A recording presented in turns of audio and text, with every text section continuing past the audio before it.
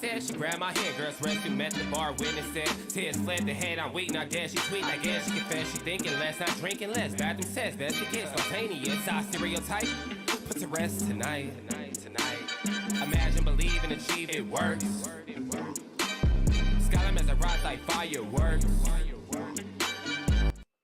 Hello, everybody, and welcome to After the Storm. Of course, I'm your host, Matt Clark, and tonight we're talking about the Thunder's 118-102 victory over the Orlando Magic tonight, snapping the Thunder's 11-game home losing streak and 9-game win losing streak overall.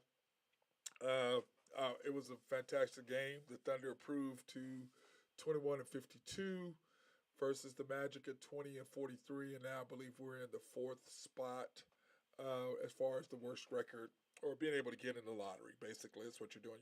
You're basically getting in the lottery.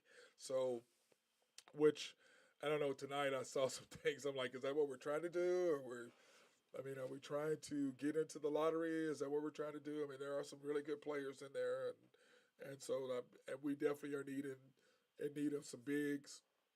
And there are some good big men, but we need some 3-and-Ds. And what I mean by 3-and-D is guys who can knock down the three and then also play some defense. So those are 3-and-D guys, and we definitely needed that. But anyway, I want to talk about the Thunder tonight. If you saw the show earlier today, you'll notice that I had gave some keys to the game and what I thought that the Thunder needed to do to win this game tonight. And let's get right into it. Here are my keys. I thought we got to play good perimeter defense, which the first quarter we necessarily did not. We needed to keep a hand in their face and not give them open looks, which we really did not do a very good job of in the first quarter. Move without the basketball. That's something we have not been doing. I know I talk about this all the time, but we have to finish at the rim. We miss way too many easy shots, and points in the paint or pip is something that we have to take advantage of and win. And when we're with SGA, we usually are high, if not winning, almost every time the points in the paint. We're right there. And then since SGA is not playing, we have to play through Trey Mann. I'm sorry. We have to play through Trey Mann.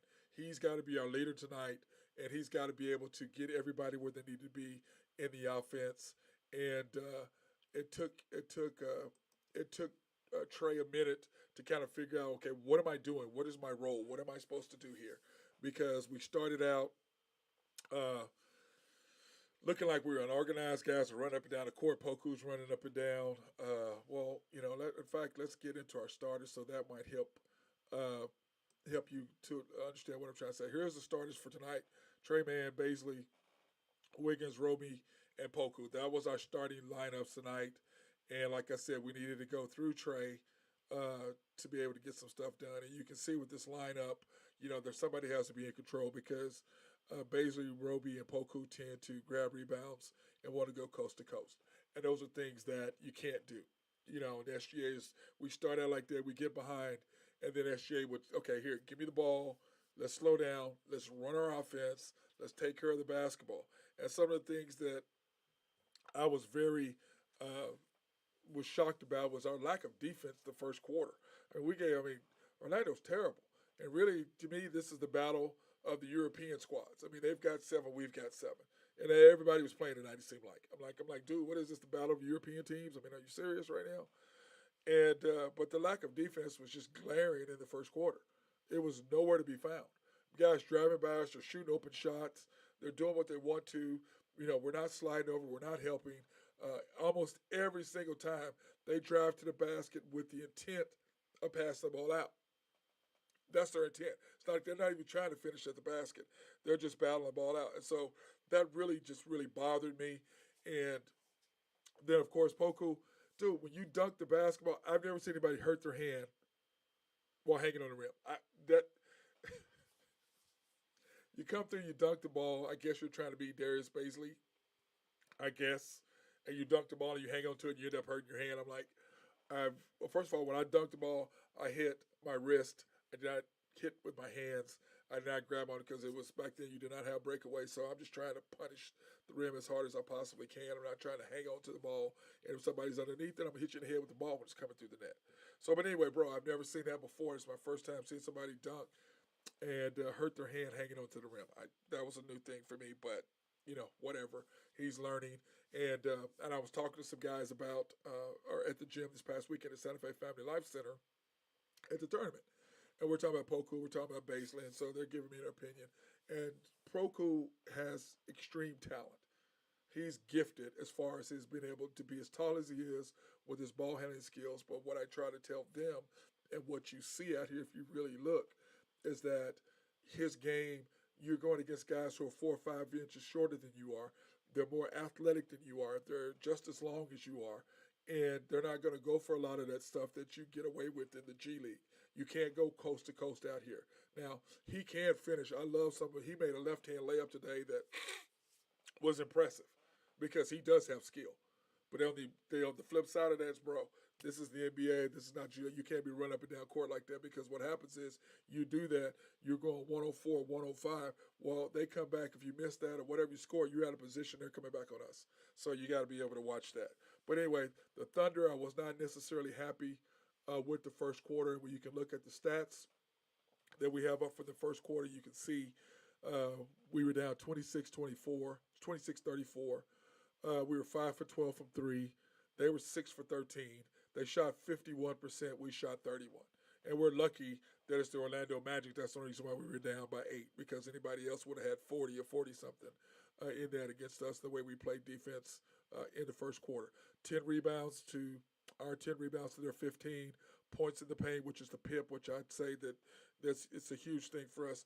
2 to 16, and a lot of that has to do with SGA attacking the basket. And like I said, Terrence Mann did a good job of kind of changing that around and with the rest of the guys attacking. Fortunately, we only had 3 turnovers to their 2. I thought that was great. And one of the stats I'm going to start adding is the Thunder bench. Our broadcast, we talk about our bench and how great they are, and, I'm not so sold on them, but, we'd be able to keep in. But you can tell the games that we get beat, what happens with our bench scoring. And you can see in the first quarter, this is a little misleading from the simple fact that the first quarter, our bench does not really play.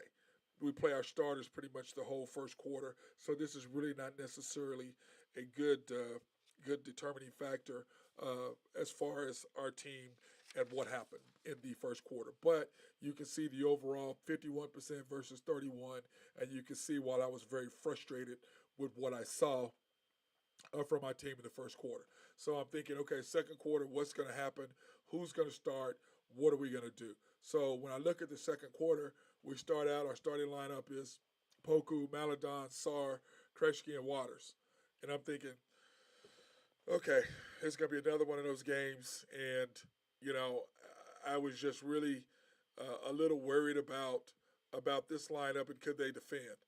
But fortunately for us, we were going against their second team. And it was pretty much hard game to watch there for a little bit. But this group of guys, they really stepped up. They started playing hard. The issue I had with them is what they stopped doing. We were shooting too soon in the shot clock. I mean, we're coming down, shooting 5, 6, 7 seconds into the shot clock. What are you doing? That's not running the offense. That's not being patient. That's not taking care of the basketball. That is not who we are. We're not good enough to be able to run it. We're not Golden State. Okay? We can't get into track meet with people. We have to slow the ball down. We have to be very deliberate on offense. We have to move without the basketball. We have to finish at the rim, and we have to knock down open shots. That's who we are when we get the opportunity. Okay? Now, what I will say is a turning point I thought in this game was they had made a run back towards us. They had went on a 10-0 run. Or, excuse me, they came back and got within, and I think we were up by 2 or 1 or whatever. I think it was like 40 or 38, 36 or something like that. And Sarr got a flagrant one. Clearly, he threw his elbow into the kid, knocked him down. Kid jumps up. I mean, anybody's going to do that. I'm going to do the same thing. You knock me down, you hip check me, throw a forearm. I'm coming to bust you up. I don't care how big you are. And that's exactly what he tried to do. Gets the technical on him, flagrant one. I'm sitting with some people sitting behind us in the stands. And their first reaction was, oh, how can that be a flagrant? He jumped right up. Nothing happened. I'm like, bruh, that is a flagrant one. You can't hip check and throw your forearm and knock somebody down, especially a guy who's 7 inches shorter than you. What are you doing? You're 7 foot. You don't need to do that. Just jump over his little ass. What is he going to do? Nothing. He can't stop you. So I was really not overly happy with that. But this is where I totally misjudged this group right here. And I will admit, like I'll tell you, when we're doing bad, I'm gonna say. When we're doing good, I'm gonna say. When I was wrong, I'm gonna say. This is the truth broadcast. This is the unpopular. This is the after the storm. It's like my unpopular hour that at the show that I do during the day. When I'm wrong, I'm gonna admit it. I have no issue with that. I'm not the right person that says everything right. I'm not 100% right. I'm right a lot of times, but when I'm wrong, I will admit it.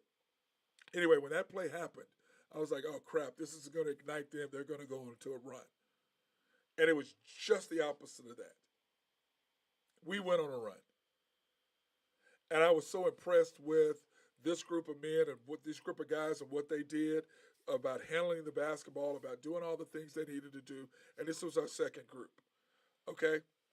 And, I just will say this. You got to know what the situation is, because at the end of the quarter, understanding where you are, and basically did something earlier in the year against the Lakers that was just not understanding how the game is played and what you're supposed to be doing.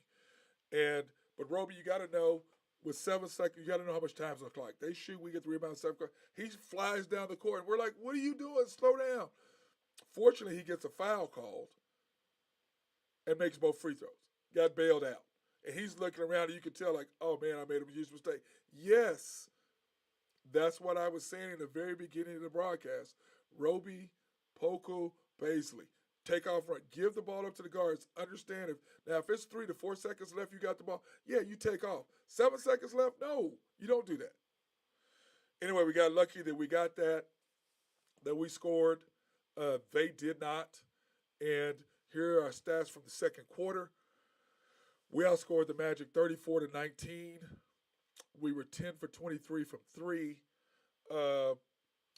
We shot 45% up from the 31%. Rebounds 23, up from 10. Points in the paint 16. Remember, we only had 2 points in the PIP category. The points in the paint, we only had 2 points. 5 turnovers, which was magnificent. And here's the thing. Magic 7 for 24 from 3. They went from shooting 51% to 39%. And remember, and what I was talking about, how our lack of defense was so glaring. We did that adjustment in the second quarter. The bench guys came out, and they absolutely played fantastic, and they just dominated their bench. And clearly, our bench was better than their bench because, as we'll get into that. But anyway, rebounds 23 to 26, 26 points in the paint. Remember, they had 16, we had 2. So we outscored them 14 to 10 in the second quarter. 5 turnovers to their 3. So we only had 2 turnovers. They had 1. But here's the key. Remember, we had 0 bench points. And now we have 22. They had 7 bench points. They got 0 bench points in the second quarter. 0 bench points. I thought that was a turning point. Like I said, to me, the biggest turning point was the SAR flagrant. After that, I thought that was the turning point, because once SAR got that flagrant, I just thought, okay, it's going to go the other way. But it actually galvanized our team and not their team, and we went to another level. And so I was really, really, really, really pleased at what the Thunder was doing and taking that 60 to 53 lead going into the third quarter. And I was just really impressed with, like I said, I was really impressed. And normally I'm not impressed with these guys, and I've said that before. But, hey, they played magnificent against their second team, and we clearly outplayed them without question. So going into the third, here's our starting lineup.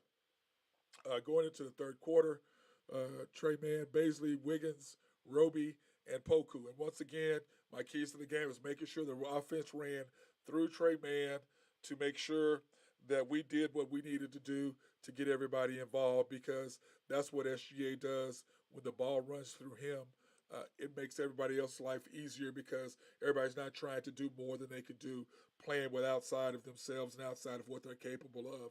SGA does a good job of attacking, whereas Trey Mann is more of an outside threat. He can attack the basket, and he's like a little jitterbug almost. I mean, I don't know what you want to call him with his moves, herky jerky, and the way he does. It's kind of crazy, but it gets the job done. It gets him open, and when he's knocking down the three, he's really effective, and he did a very, very good job of doing that. So here in the third quarter, what ended up happening is they go on a 10-0 run to start the third.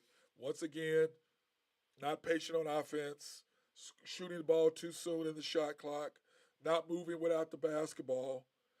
And, I'm just like, what are you doing, guys? Everything that we had did, the second unit did in the second quarter to build this lead, the starters completely undid that. Now, what ended up happening? Trey Mann ended up coming back, got some shots. We weathered the storm. All of a sudden, everybody got into a groove. Here comes Poku, here comes Baisley, and we got into a groove. That's what happened. I mean, that's exactly what happened. And that's the things that you have to do as a team. And that's normally what SGA does. But like I said, one of the keys is running the offense through Trey Mann. And Trey Mann stepped up big, having 21 points tonight. And I don't even think he barely played in the fourth quarter, if all. In fact, I don't even think he played in the fourth quarter. So anyway, he did a great job. I liked what I saw. I liked what he did. And he basically came in and said, bam, hey, y'all are not winning this game. And then here comes Baisley with some shots. Here comes Poku. Here comes Sar. And it's just like you can see the domino effect. But you have to have that person, whenever a team makes a run, you have to have a stopper. You have to have somebody that says, not today, buddy, not in our house. And I thought the Thunder did a very good job after giving up a 10-0 start to slow down, run their offense, be patient, and do all the things that we need to do in order for us to have a victory. So here we go with the third quarter stats. Oklahoma City outscored them 26-21. 3-point percentage, you can watch, it was 13 for 32 for us. 42% field goal percentage. And then you look at what they were. The Magic were 10 for 38. And remember, they were 7 for 24. Okay, so they were 3 for 14 that quarter, whereas we were 3 for 9 in that quarter. So that made a huge difference right there. You can see that 42% versus 37%. We were down. They were up, 37, 42 to 39.